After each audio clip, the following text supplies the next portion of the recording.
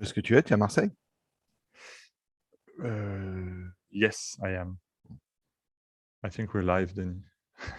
Yeah. Shouldn't speak French.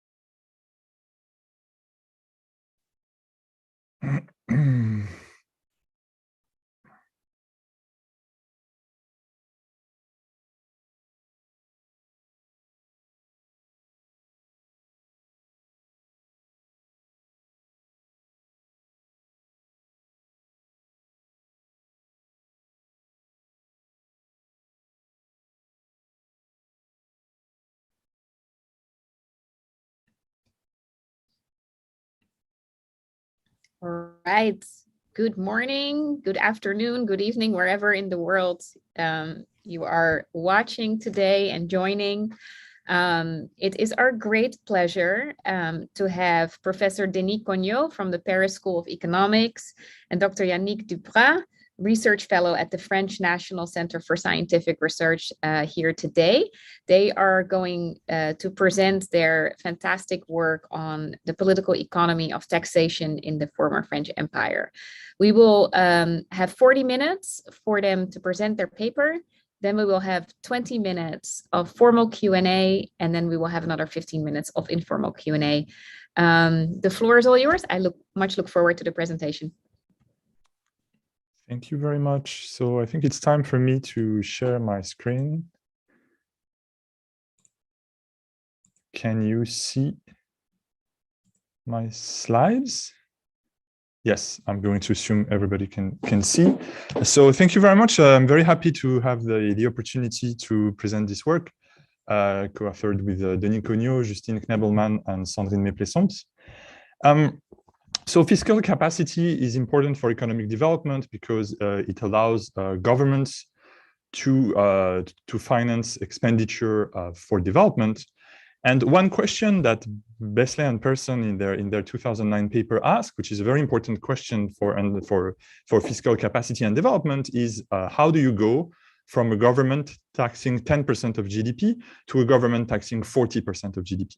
And it's a bit of a hard question, and it is inherently a historical question because the process of state building and fiscal capacity building is a long process, and it involves a lot of historical processes. So in the case of Europe, historians and economic historians and economists have realized that, and there is a large literature on the history of fiscal capacity building in Europe that is centered around the idea that wars make states in Europe, so that fiscal capacity increases because of the needs of war. And less is known on non-Western countries, and less is known on African countries in particular.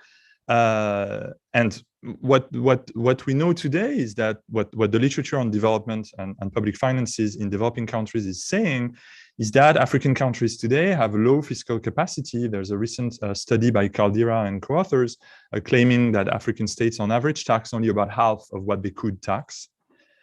And so in this paper, we want to bring together two literatures and two types of data in order to have a long-run vision of fiscal capacity in Africa. So the first literature is an economic history literature on colonial states and fiscal capacity. In the last 10 years, a lot of people have studied fiscal capacity in colonies, and they have built some data on states and fiscal capacities in colonies. We have committed a paper with Denis and Sandrine, published last year in the Journal of Economic History, about the fiscal capacity and state building in the former French colonial empire. Then there is a large literature as well on contemporaneous fiscal capacity, and the question is how can we increase the fiscal capacity of developing countries, and more specifically of developing countries on the African continent. So we have these literatures that are, and typically this paper are using some more recent data, typically starting in the 1980s. We know, I mean, there's the idea that colonial institutions influence today's institutions, and so that studying history is important. That's the neo-institutionalist view. But there is actually very few work on the transition from the colonial to the post-colonial period. But if you believe that indeed, we need to understand colonial institutions to understand present-day institutions and taxation, this is a particularly crucial period to study. So there are very few works on this particular period around independence, with a few exceptions. Frederick Cooper has written a lot about this period, the late colonial period, early independence period in Africa as very important for understanding post-colonial states. And there are also scholars who wrote around independence to warn that the new independent countries of Africa were very similar to the colonial entities that they were succeeding. So one very simple question that we can ask, and this is one of the questions we're asking here, is what was the impact of decolonization on African tax systems? What happened at the time of decolonization? Did we have a surge in government revenue or a collapse in government revenue? And in order to answer that question, we are, in this study, we are building a new data set of harmonized continuous series on government revenue from 1900 to 2018 in a sample of African countries, which are former French colonies, so Francophone African countries. So this is our main effort, is building that data set. And in this presentation, I'm going to present a few stylized facts. Some of them are, we think, new. Some of them are less new, but they're still very important to understand the fiscal capacity of African countries. If we look at the difference between the late colonial period and today, there is on average an increase in government revenue as a share of GDP in our panel of countries.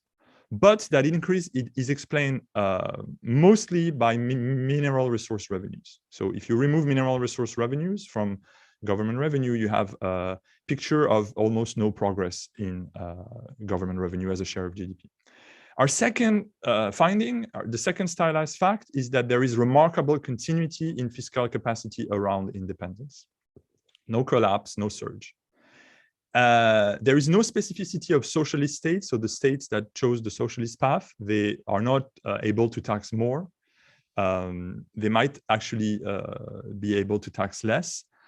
And then we make two other points that are maybe less new, but still important. We find that there is a natural resource dependency of tax systems of African countries in the period since independence. And we also find that there was a fiscal cost of the trade liberalization that happened starting in the end of the 1980s, meaning that the fall in trade revenues was not completely compensated by an increase in domestic revenues. So I'm going to present quickly the data and then to present these facts one by one. So this is the extent of our data. So from 1900 to 2018, these are all the countries in our data set, our former French colonies. There is no very good scientific reason here in this particular paper for focusing on Francophone countries, former French colonies. This is not a paper on French legal origins. It's just that there are large economies of scale in focusing on one colonizer. We have a previous paper where we worked on the French Empire, and so we collected some data for the independent period. One thing that is important is that during the colonial period, a lot of French colonies in Africa were organized in federations, the West African Federation and the Equatorial African Federation. So the relevant unit of taxation during the colonial period is the federation, not the colony. So the relevant unit of taxation is not Côte d'Ivoire or Senegal, it is French West Africa. So we do two things because we are really interested in what happens at independence. So we need to have a continuous series. So we have one data set where we aggregate countries at the former federation level for the post-1960 period, and another data set where for the last 10 years of colonization, we distribute the revenue of federations, which is mostly tax trade revenue, to each colony. So we have to make a number of assumptions to do that. What are the sources that we use? So in fact, For the colonial period and the post-1980 period, we use some existing data. So for the colonial period, we use the data that we collected in a previous work from colonial budgets, so until independence. And then starting in 1980, there is the government revenue dataset created by the ICTD, International Center for Trade and Development, built mostly using IMF sources. And we use some other sources to fill in some gaps and to check some anomalies, but the main source is this dataset. So in fact, in terms of data, the main contribution of this paper is that we fill in the gap between independence and 1980. But this is a particularly important period if the question is what happened at independence. And what is our main source? These are IMF reports, mostly Article 4 staff reports. So when you join the IMF, you have to agree you have to agree that IMF staff is going to gather some information on the public finances of your country. This is the Article 4 of the treaty. And so there are reports, Article 4 reports, and they were confidential, but recently the IMF made all of these reports available. So they scanned the reports and made them available on their website. We complement this with some other sources as well. So these are examples of the sources. This is the colonial source. So these are colonial budgets that we use, very detailed. But for the post-1960 data, the main source are these IMF reports. And so the level of disaggregation is less detailed. And so it is, we looked for these budgets after independence, and at some point we gave up. It's very hard to find them. We're not sure it's possible. So we use this IMF source. What are our variables that we are able to build in a continuous and harmonized way? The first one is total government revenue, excluding grants and loans, and excluding also social security, which is not, which exists, but is not as important as in, for example, European countries, but it is excluded from this figure. This figure is for the central government and local governments. It's not only for the central government. And this total government revenue is broken down into tax revenue and non-tax revenue. And tax revenue is broken down in trade taxes, the domestic indirect taxes, and domestic direct taxes. So this distinction between tax revenue and non-tax revenue is often used in the literature about fiscal capacity. And the idea is that the true sort of the government revenue that is the sign of increasing fiscal capacity is tax revenue, and non-tax revenue is revenue that is not the sign of increasing fiscal capacity. And in fact, we think this distinction is not really relevant here. What is more relevant, or at least another dimension, is the distinction between mineral resource revenue and non-mineral resource revenue. Mineral resource revenue is government revenue that is issued from the taxation of rents, that does not require the collection of information about agents, that does not really require a big administration. And you could think that mineral resource revenue is always non-tax revenue, like royalties or the revenues of big public oil companies or gas companies. But in fact, there is mineral resource revenue that is tax revenue. For example, the profit tax on a couple of big oil or gas firms. So this is a distinction we borrow from the ICTD, and we extend this before 1980. We express variables as GDP shares. For now, we use for the colonial period. So for the post-colonial period, we use the World Development Indicators of the World Bank. And before 1960, we use our series built from secondary sources that we built for our previous paper. And right now we have a work in progress where we are trying to improve the colonial series using some data on trade, some data on wages, and some data on government expenditure. Two important caveats. The first one is forced labor. So Marlus has an important paper about showing that during the colonial period, so she's estimating the monetary contribution of forced labor, because part of taxation was in labor in French colonies. And she finds quite big numbers, especially in the early period. It's not that important for our main points because forced labor was abolished in 1945. So when we look at the continuity around the date of independence, which is around 1960, it's not that important for us, for the points we're making here. And in 1950, the use of conscripts for labor for the government was also abolished. Another point is informal taxation. There's a paper by Olken and Singal showing that in developing countries, informal taxation is important. And of course, this is not something that we can observe. So I'm going to start with an overview. I'm going to show you total government revenue, so excluding grants and loan and excluding social security, first in North African countries and then in sub-Saharan African countries. Here you have Algeria, Morocco, and Tunisia. The lines mark independence, 1956 for Tunisia and Morocco, and 1962 for Algeria. And here you have clearly an increasing trend throughout the century.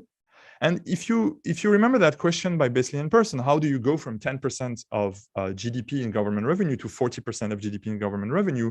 It seems that that's what Algeria did, right? So around the 1930s, you're at 10, and then if you look at the 2000, we are around 40%. But you can see also that this government revenue is very volatile, and in fact, these booms here are completely due to mineral resource booms and to government resources that are taken from that are natural resource revenue from oil and from gas. And so one important thing is to ask ourselves what happens when you take that out of the picture. If you look at sub-Saharan African countries, there is a flatter picture, but we've here, this is for former French Equatorial Africa. There seems to be also quite an impressive increase. But in this regional grouping, you have Congo and Gabon, which are two big oil producers. So here again, this is completely due to mineral resource revenue. So one thing we can do in order to make that point is to plot government revenue in the late colonial period against government revenue around 2010. We also have the 45-degree line, so the line of equality. And here, if we plot that, so the countries above the line have their government revenue as a share of GDP has increased. Most countries are above the line. You have some countries under the line.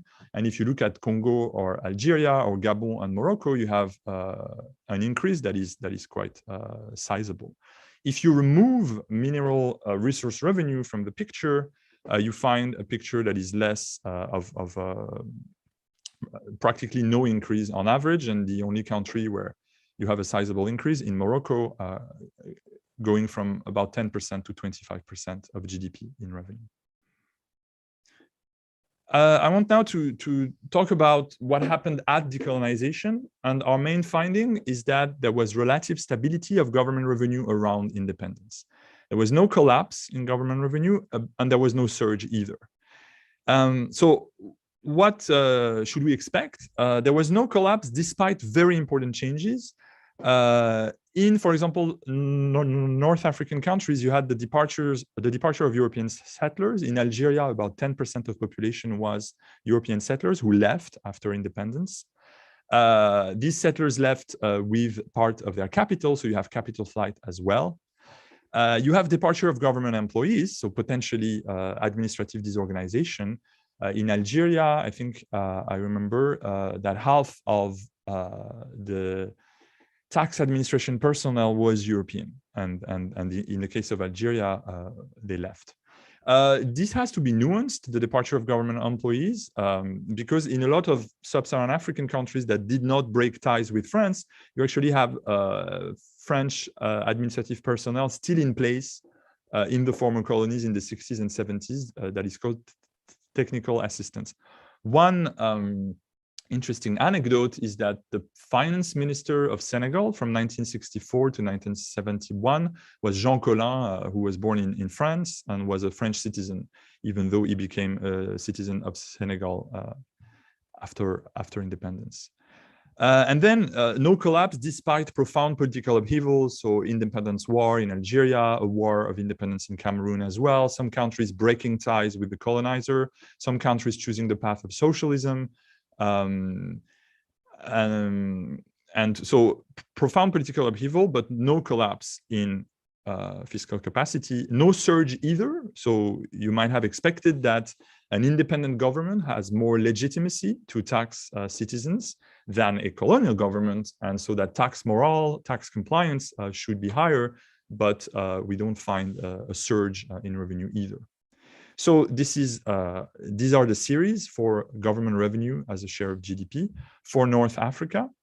So for Tunisia and Morocco, the date of independence is here. You see that there is no obvious break in trend.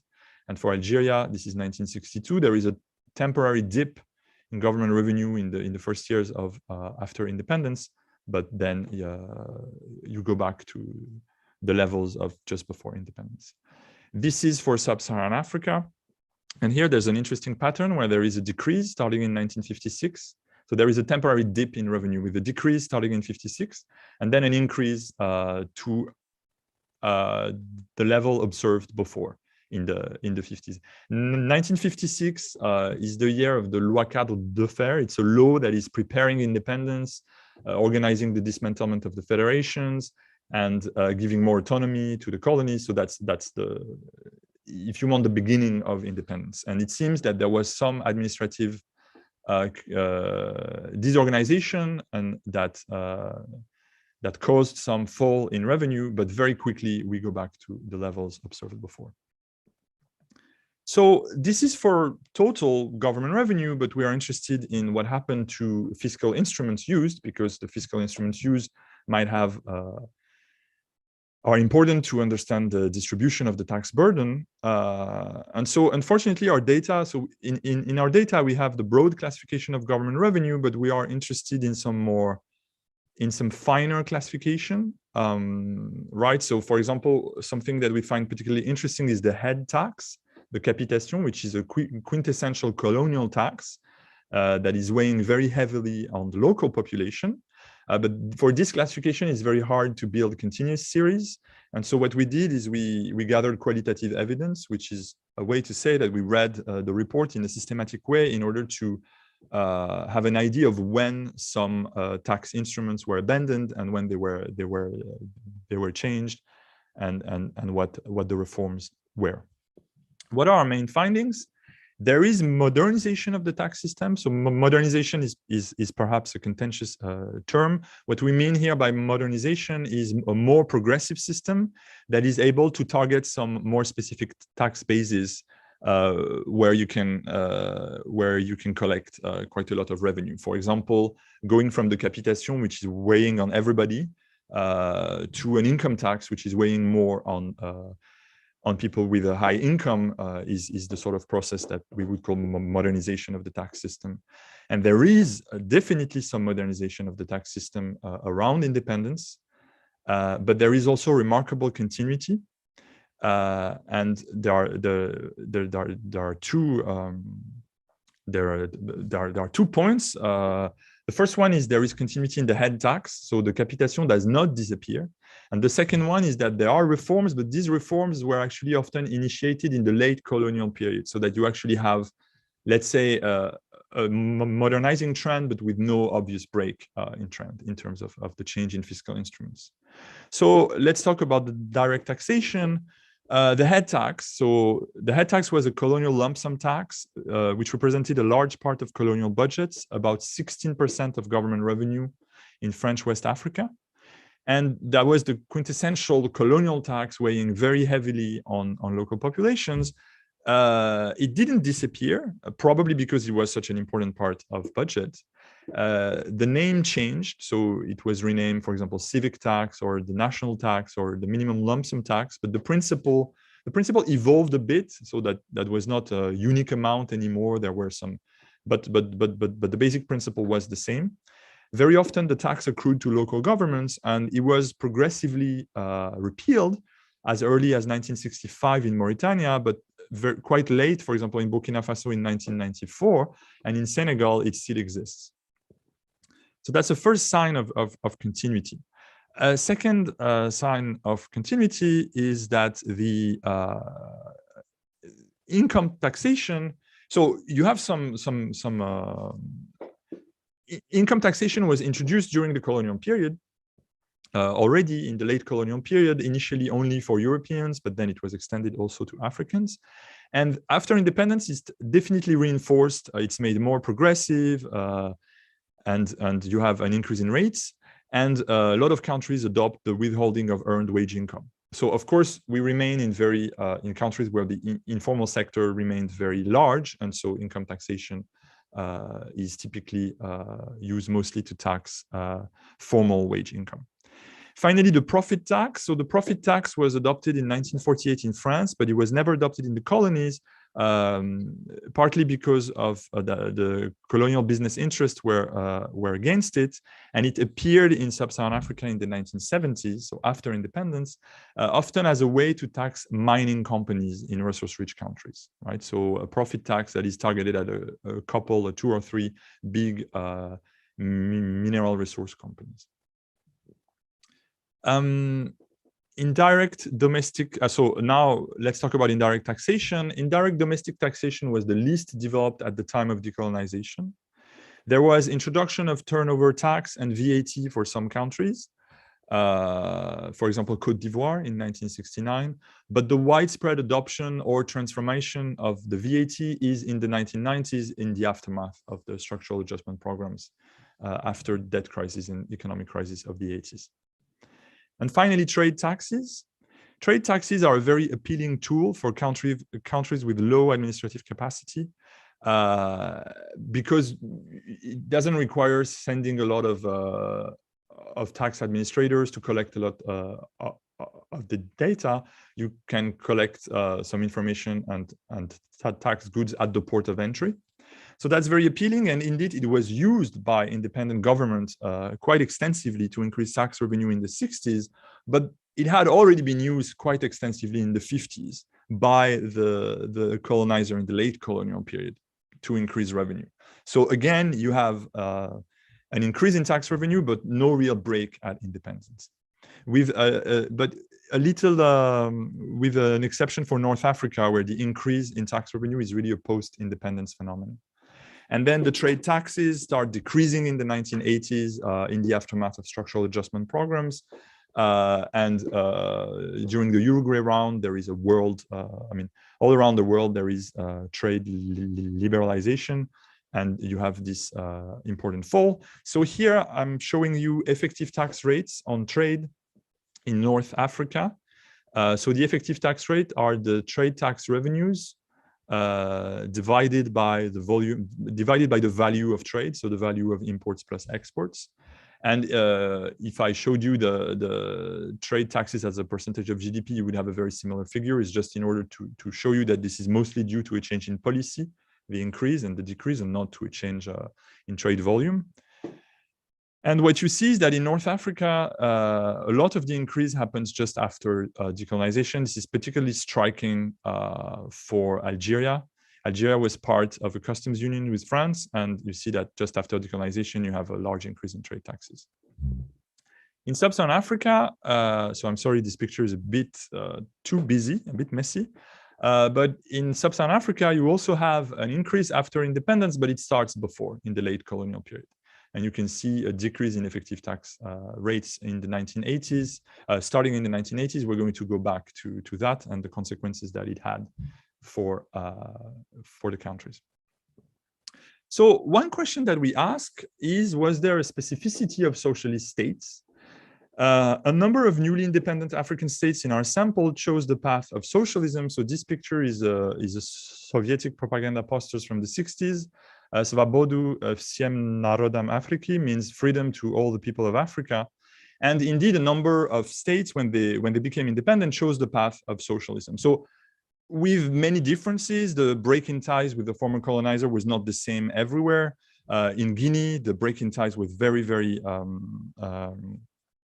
ties were broken completely, but in other countries, that was a bit more complicated. And not all countries adopted Marxism, Leninism completely.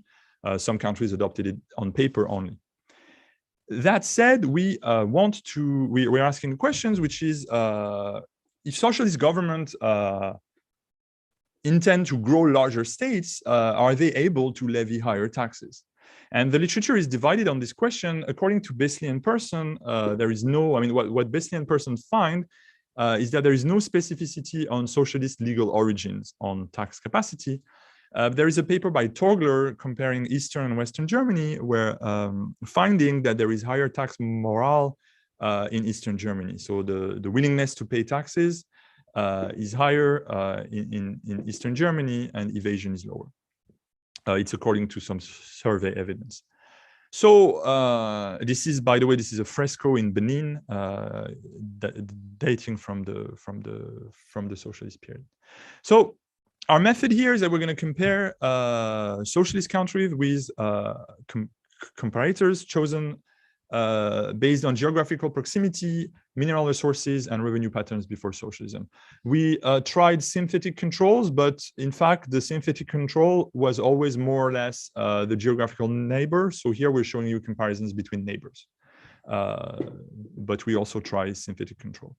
So what do we find? Basically, for Madagascar and Guinea, we find one pattern, and the rest for Algeria, Benin, and Congo. For Algeria, Benin, and Congo, we find no obvious difference between the socialist country and the comparator. So the red lines give you the period of socialism, and you see that in Congo and Gabon, the main explanatory factor seems to be the world demand for oil, and there is no obvious difference. For Madagascar and Guinea, it's different. Guinea is particularly striking. There is a collapse of fiscal capacity during the regime of Sékou Touré, with catching up after the end of socialism. So what we conclude, we only have these 5 countries. We don't want to make claims are too strong.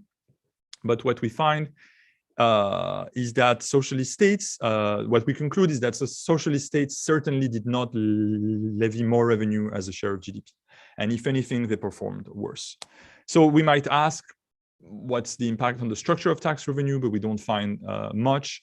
And there is a caveat, which is that a definition of a socialist state is not a state that taxes a lot. It's a state that nationalizes private assets, which could have an impact on the supply of public services.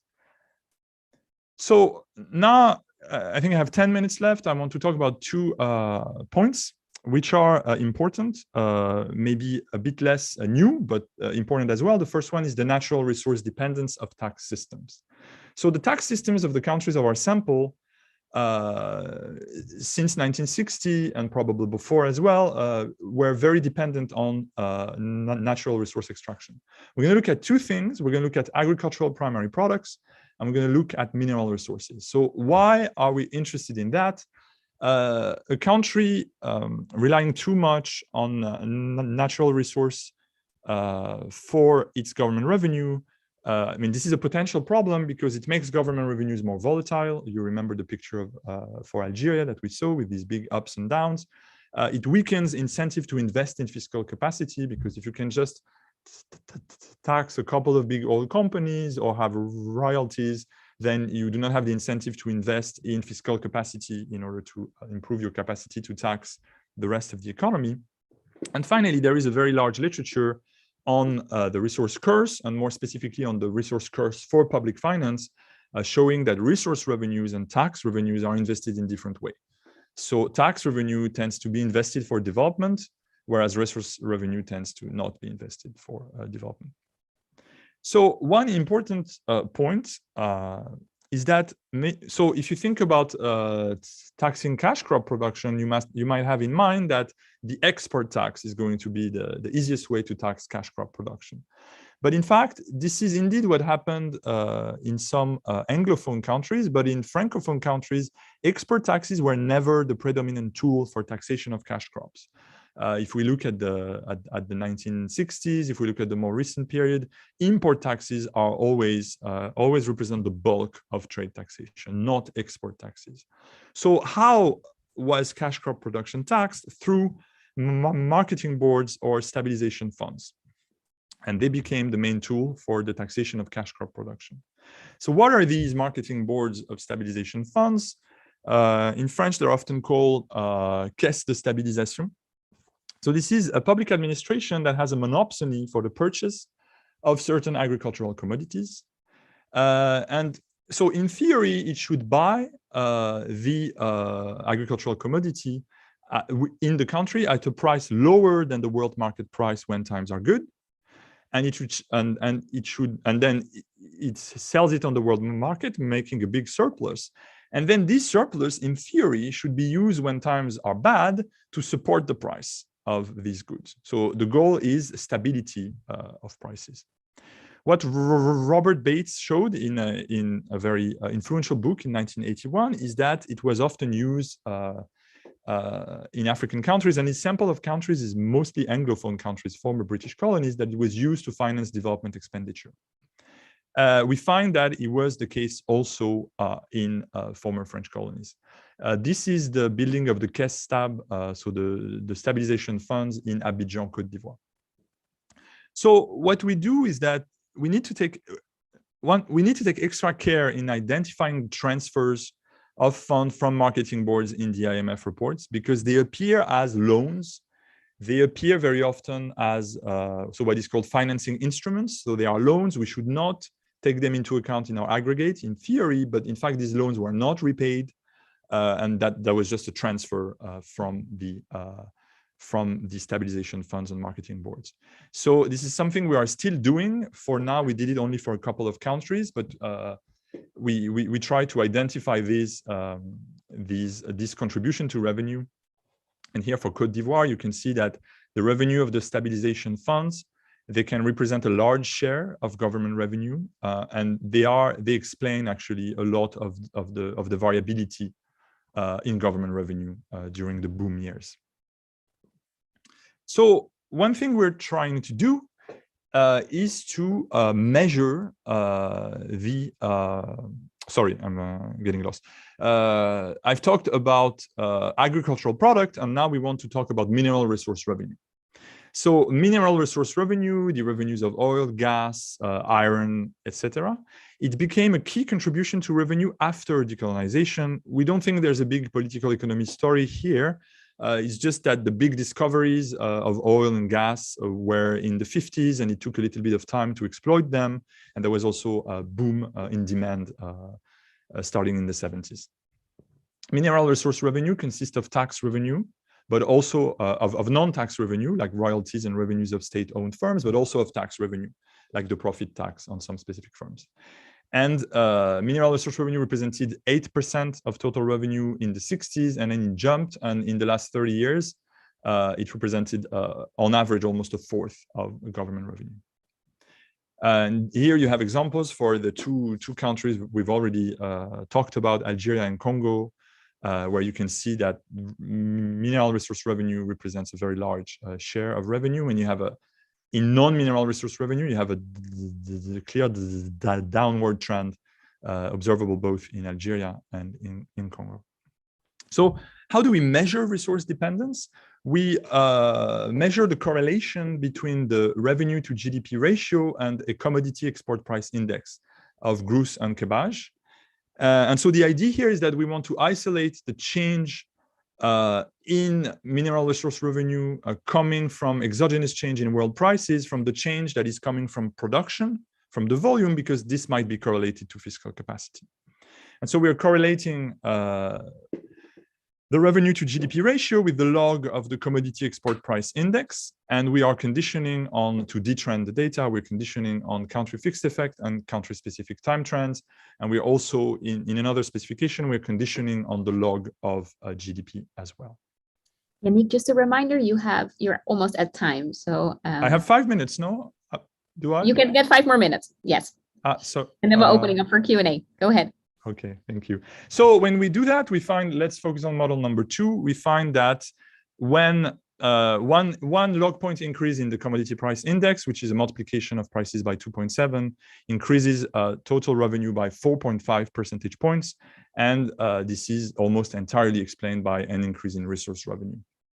One interesting point, then we interact with a dummy for after 1990 in order to gauge whether there was some change following structural adjustments and reforms.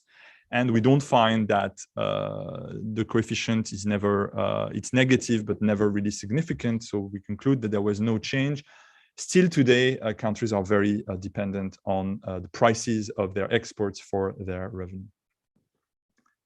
I'm going to finish now by talking a bit about structural adjustments and reforms. So that's the last point. So after economic crisis and debt crisis starting in the 80s, mostly because of a downward trend in the price of the main exports of African countries, you had structural adjustments. So some debt relief and aid that was tied to structural adjustment programs. So a bundle of macroeconomic reforms.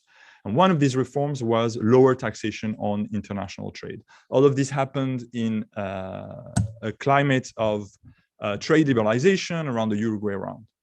And governments were encouraged to strengthen domestic taxation and to lower taxation on international trade. And one question, that is a question that Cagé and Gaden asked in a recent paper, is what was the fiscal cost of this trade liberalization? And what they show is that for rich countries in the 19th century or in the 20th century, trade liberalization was compensated. So the revenue from trade was compensated by domestic taxation, but that in developing countries since the 70s, it was not necessarily the case. And this is also what we find in our sample of countries. So not very surprising, but we confirm their finding. So what we do is we are going to estimate the correlation between domestic taxes as a share of GDP and trade taxes as a share of GDP. So if the decrease in trade taxes was compensated fully, then the coefficient should be -1, meaning that when trade taxes decrease by 1 percentage point, domestic taxes increase by 1 percentage point. We condition on a number of economic controls, country fixed effect and country specific time trends. And we interact trade tax with a dummy for post-1990 to see whether there was some change after 1990. So if you want the effect after 1990, you need to sum these two coefficients. It gives you -0.68, which means that when the trade tax was decreased by 1 percentage point, domestic taxes were increased, but by only 0.68 percentage points. So there is no full compensation. There was no full compensation of the decrease in trade revenue. I'm going to conclude rapidly. I think our main finding is this remarkable continuity in fiscal capacity around decolonization. But maybe the most important point for today is that the dependence on resource rents has made revenue very volatile and that there is no real change in this. One question that is a bit open now is to what extent it's a legacy of the colonial period. We are building an export price index for the colonial period in order to look at that. And I just want to add that it was not necessarily a bad choice, right? To tax resource rents is a very rapid way to increase revenue. And so in the short run, it might be a good idea. But in the longer run, it can create problems. A note of optimism, maybe in the last 30 years, we find that in a lot of countries, there is a trend in increase in domestic taxation and in increase in non-mineral revenue. And then I'm going to conclude with the next steps. The next steps that we are looking at, we want to look on the expenditure side. We've talked only about taxation here. I mean, only about fiscal capacity here. But of course, we want to look, I mean, it would also be interesting to see whether decolonization had any impact on the composition of expenditure, more social expenditure, for example, more development expenditure. We want to look also at loan financing, of course, very important for the history of the debt crisis. And we want to look at public wages, at public wage policies, whether here again there was a break, discontinuity at independence, or whether we find as well great continuity between the late colonial period and the post-colonial periods. I think I'm on time, I hope. Thank you very much for listening to me. And now I think it's time for questions. Great. Thank you so much, Yannick. This is wonderful. We have a comment in line. There was one comment about the head tax was being repealed in Burkina Faso in 1985, not 1994. Ooh, thank you. Comment. Then we have a question from Christopher Meissner. I don't know, Yannick, whether you can see the Q&A yourself or whether you want me to read it out loud. Okay. Yes, I can see it.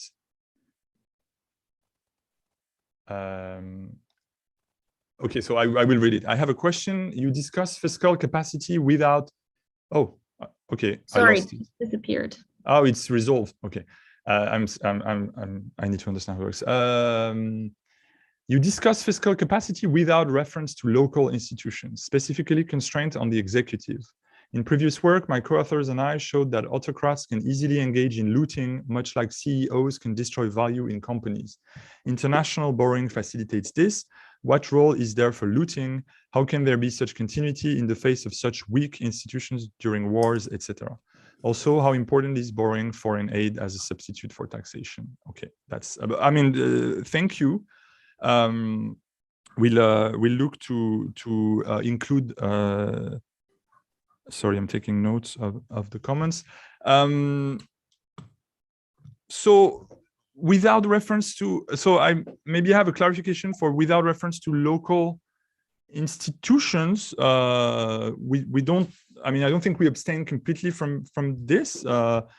When you say local institutions, do you mean subnational institutions or local in the sense of national post-independence institution? I don't think we abstain from national institutions. Maybe we should write more about that. But we abstain a bit from, let's say, subnational institutions. When I talked about informal taxation, that is something that is very hard to document, but we know that some local institutions can be important, chiefdoms, etc., and they can have a form of informal taxation that is very hard for us to observe. So autocrats can easily engage in looting.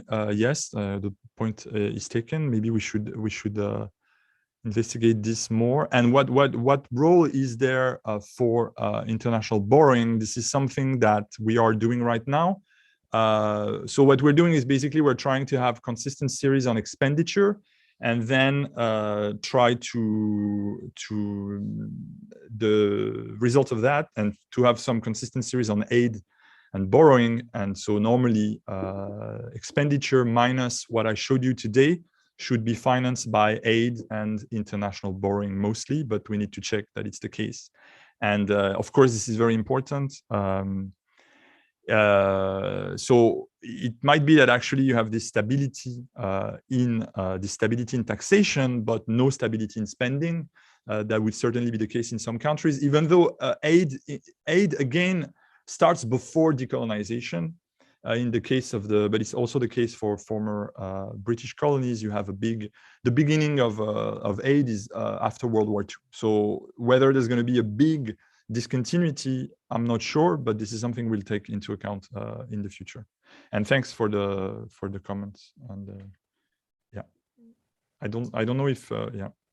Christopher, I gave you I added you in order in case you wanted to respond. Yeah. That's great. Yeah, I think the borrowing is important, and the foreign aid. So I look forward to hearing about that. But also I just there's a dynamic going on where on the looting side, where bad actors take control of some of these places and tear the place up, and then that kind of ruins the reputation of for some years, and messes things up. So I didn't hear a lot about that political economy story. Yeah, no, you're right. In a way, it's maybe something that we can do more when we have, if we manage to have something consistent on the expenditure side. It could be that pre-colonial taxation is preserved, but that the use of funds is, I mean, what we show in previous work is that, I mean, I don't know whether you'd call that looting, but that the use of funds by the colonial states is very biased towards the interests of the colonial states. So then what happens after I mean, yeah, I mean, you're right that we should look at expenditure.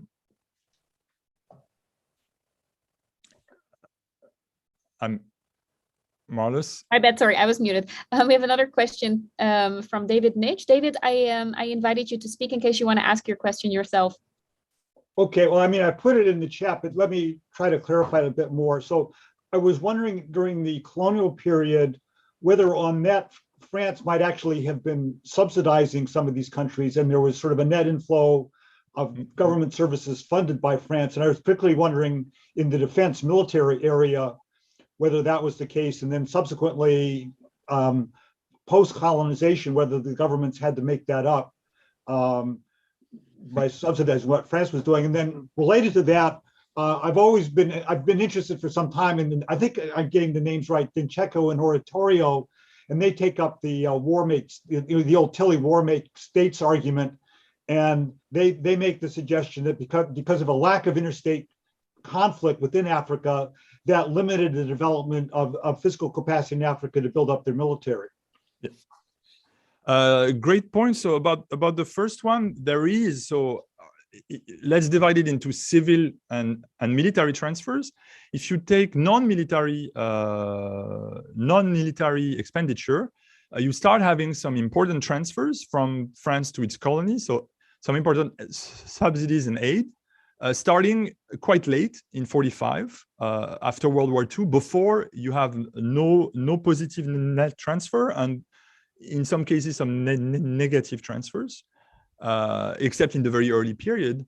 And then when you add military, for military expenditure, it's something we discussed in the previous paper. It's very hard. Like, yes, some of it is subsidizing of the military, but would you say that the expenditure for the Algeria war is France subsidizing the Algerian army? That would be, of course, absurd. So it's very hard for us to really say this is a subsidy. But you're right that there is extra expenditure after, even though, I mean, you continue to have some French military aid after. Whether we can find some consistent series on that, I'm not sure, because this tends to be something where governments are not very happy when you start. For example, we've been looking for the number for another project for the number of military men series on that, and this is not something that is very often publicized. And so, but you're right that there is this extra spending after decolonization, because international security is not assumed by the French state anymore. So we look into that. And about the second question, yeah, this is an interesting paper, I think, with James Fensky also and Mark Dincheco. And I think what they do is they look at pre-colonial conflict. And so their point is that before colonization, there is no I mean, I think I remember that in Africa, on the African continent, they don't find a correlation between a conflict, pre-colonial conflict, and state capacity at different points in time.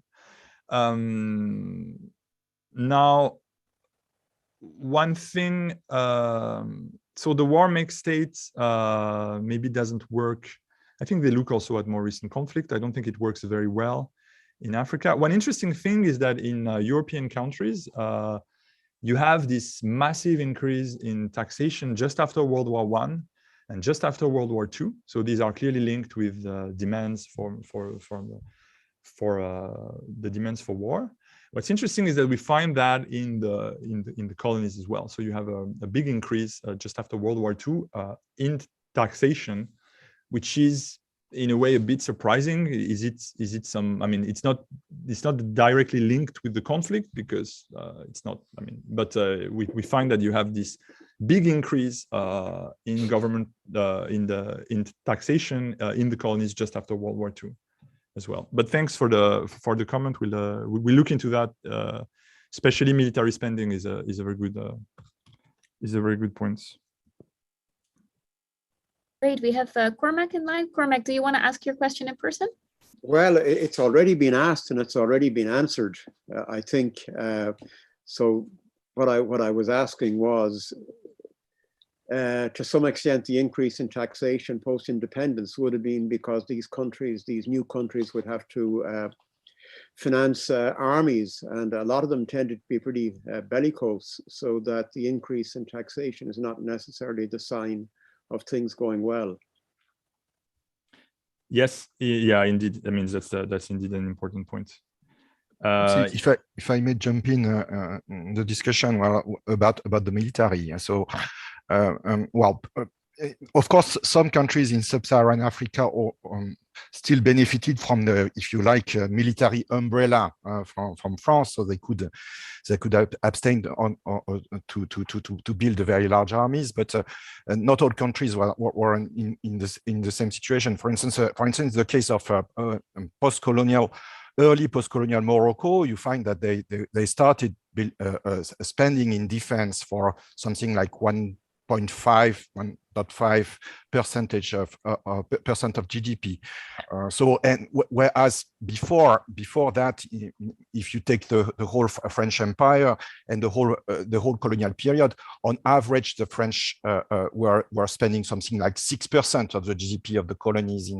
So this difference between 6% and 1.5% has to do with the wages paid to high rank French officers who are much more costly than Moroccan officers after the colonization. So it's not that. So for sure, and Algeria, of course, built the largest army in Africa after its independence. So Algeria is surely an example where the will of building a large army perhaps commanded also some increase in taxation, for sure. But we'll be also more able to answer these questions when looking at expenditure, which is the next step also of our work. And as well for the looting question, well, to some extent. Even if for the looting question, well, of course, we are bound to kind of rely on the IMF stats, right? So that if it's looting of fiscal resources, that was actually hidden and ended up in the pockets of some dictators, I think that the IMF would not be completely able to identify this looting. And same on the expenditure side. If there is some expenditure that has, I mean, yeah, we can't really know whether what's written in the IMF reports, but even in the budgets, it's really what the funds are used for. So that's an important point. To some extent, we are obliged to rely on this IMF, and so it's the same for the cancellation of the head tax during Sankara period. So perhaps it was cancelled at this moment, but then potentially reestablished so that it was only definitely abolished later, but we will definitely check. Right? But the Sankara period was unfortunately very short. You know. Yeah, I mean, this is something we found indeed in IMF reports. So for any info on that, and also thanks for the comments on so Jean-Pierre Jacob, thanks for the comments on. Also on inmate labor, indeed, I didn't talk about that. But so if you have references on that that you can send by email, we'll integrate that in the paper. And thank you very much. Yeah, for sure. Socialist countries re-established some kind of forced labor, popular forced labor. It was the case at the beginning in Senegal, for instance. So we are definitely looking at these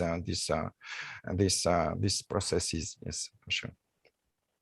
Great. Well, I'm going to thank both of you for an excellent presentation and discussion. We have 15 more minutes less of more informal conversation. So for those of our guests who would like to stay, we're here for another 15 minutes. For those of you who are leaving right now, thank you very much for attending, and the floor remains open.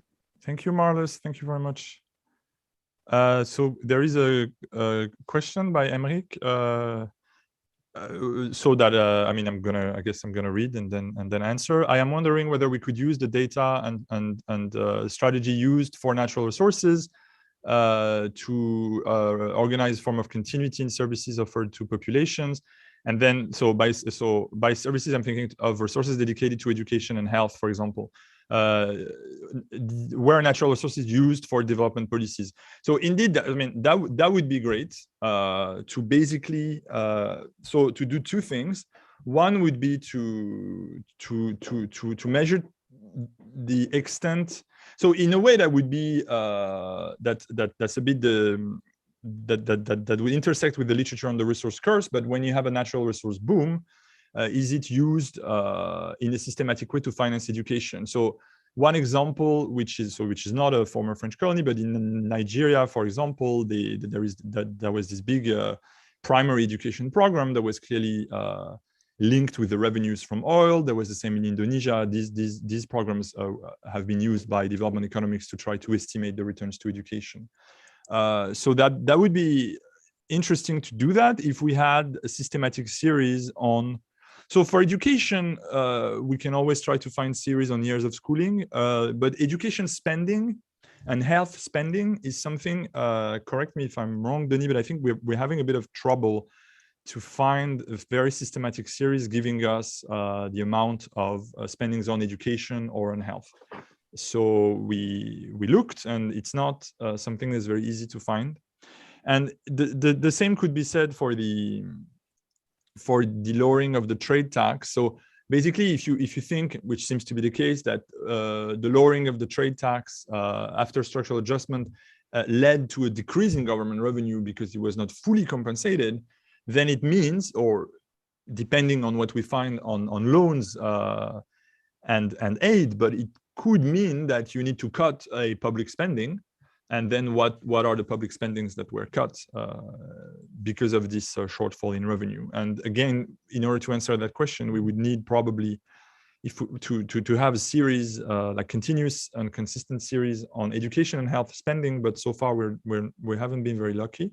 Mm-hmm. It's certainly not systematic in the IMF reports. But we definitely have the hope of having a functional classification of expenditure in the future.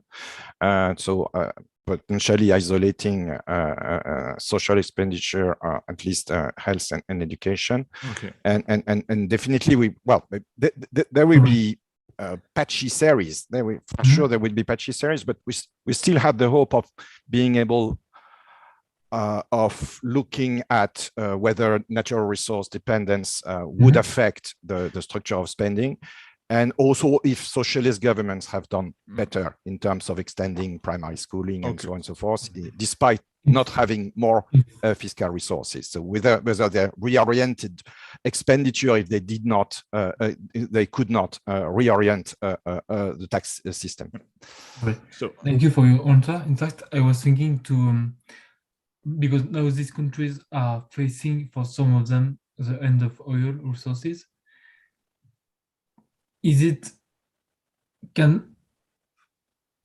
these countries successful when imagining new ways to get funds or to finance the system? I mean, if when countries were based on oil, these countries were successful or no when imagining solutions to oil? That's an important. So if I understand correctly, you're saying like when since around 2000 we've been in another boom in the price of natural resources, especially mineral resources. And if I understand your question is like what happens when it stops, and are these countries going to be able? Such as, you know that in Algeria there is there's not enough been investment in oil wells, for example. So the production is foreseen to decrease in the coming decades. Yeah, it's indeed like that's an important question, and I mean we cannot we don't know. It's certainly I think the international organization and people in development circles certainly hope that but that countries are going to be able to, let's say, diversify their tax revenue from oil. That's the problem with volatility of tax revenue coming from mineral resources. The problem with volatility and the problem with the potential exhaustion of the resource, right? Yeah, also. So, there's not only volatility. Like that, some trajectories are less sustainable than others, right? Needs to be constantly and to invest money to keep productions. I mean that if you want to keep producing oil, for example, you need to constantly invest on the drills. Yeah. So or at least you need to have an investment code that makes multinational of the oil sector prone to prospect, right? But prospection does not guarantee discovery, right? So so it might be also that you finally exhaust the resource. This kind of happened with in Cameroon, for instance, which used to be a large oil exporting country in that does not export as much as it used to export before, and part of this was linked to the investment code that was kind of discouraging multinationals to prospect. But then even when they went back, prospection effort were not that successful. So there is also a part of luck here, right? I was thinking to the particular example of Algeria with a lot of investment in oil drills that is now producing a loss in the production of oil, a decrease in the oil production, which is not the cost of to produce oil today are quite important compared to the oil prices now. So yeah, volatility of prices also means that the drills that used to be profitable, if the price of the oil are lower, are no longer profitable. So that's an issue for sure. I see 2 hands up still. Nathan? Thank you for the presentation. I have 2 questions, comments. So is less macro, is more institutional, because we see the figures of tax to GDP and all these kind of things and the trends. But what can you tell us briefly about the institutional thing? So, like, you know, who collected tax before these? Who is the tax administration? I mean, so part of the capacity is not just. It's also whether I simply have no idea, but whether in some colonies it was just Europeans that were engaged in the tax collection, or whether it's just the managers, and so what happened to the administration during the transition, the tax collectors, something of that nature, just this institutional thing that I would be interested. The other thing is, do you control, because we went through all the questions very quickly, and but the capacity to tax, I mean, we're not starting from, it's not like the European case where you're starting from zero, because obviously you have a colonial government that's taxing already and everything. So the question is, do you factor in like the capacity to tax from the economic side, like what's happening to GDP, what's happening to incomes in the transition, because different transitions could have different impact on not the ability to tax, but not the technical ability to tax, but the tax resources. I mean, what's out there to be taxed? Yeah. That could be affected. So in the same way that, you know, increasing revenue, increasing prices of commodities, increase the tax base, it could have been that the tax base was also shocked during the decolonization. Yeah, so that's so I'm going to start with the second question. So one first answer is that we always show. So all our figures are GDP shares. So everything I showed you is as a share of GDP, which, I mean, the idea of doing that is precisely to sort of answer that concern. Now there is something that is sometimes called Wagner's law, which is not very well established, but which is the idea that as a country's GDP increases, then it is able to collect more of its GDP as a percentage. So one way to answer is that we're currently trying to. So we don't see major. I mean, it depends on the country. We don't see major breaks in GDP trends around independence either. We are working a bit right now to improve the GDP series, but we don't think that any of the continuity we observe is not that there is, you know, a huge increase there is a massive increase of GDP that is I mean anything is in GDP shares anyway. So and for the second question, I mean it is a very interesting question for so who was collecting taxes? Did it change? I could provide a short answer to that if you wish. To the second one, yeah, Denise, yeah, go ahead. You're working on this for the colonial period, right? Yeah, so for the colonial period, it's well, we have some data because we have data on the on employment, and we have the distribution of employment in sectors of the administration. So we have, for instance, people working in financial services. So as in settlement colonies, as Yannick mentioned, you have more or less half of public employees are French, and the other half are locals.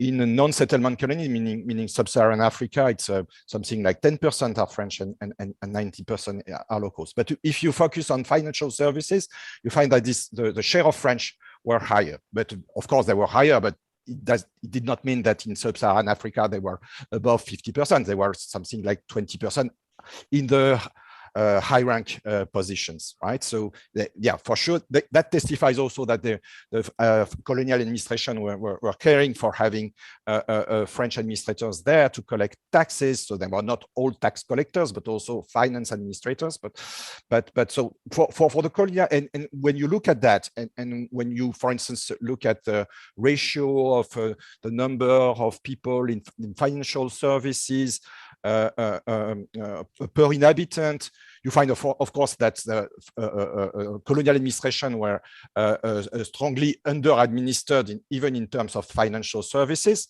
But it could be a bit misleading because, of course, the total number of francs or of pounds to collect in these colonies were lower than in France, right?